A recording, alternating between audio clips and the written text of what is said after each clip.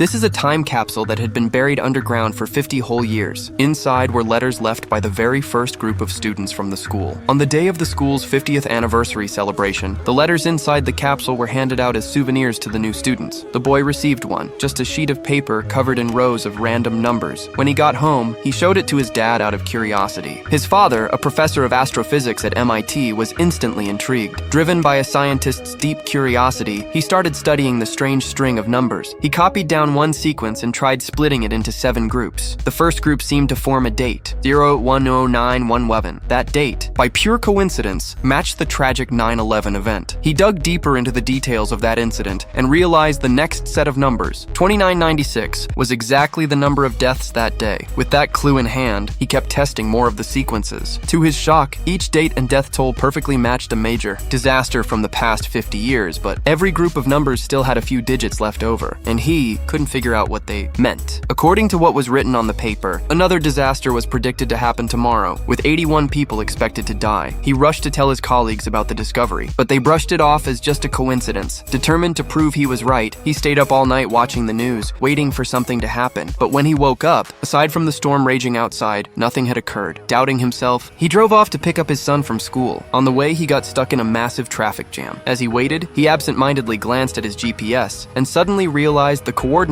on the screen matched those mysterious leftover digits. That's when it hit him. The extra numbers weren't random at all. They were coordinates pointing to the exact location of each disaster. Panicking, he jumped out of the car and ran up to a traffic officer, asking what had caused the jam. The officer turned to him with a look of absolute terror on his face.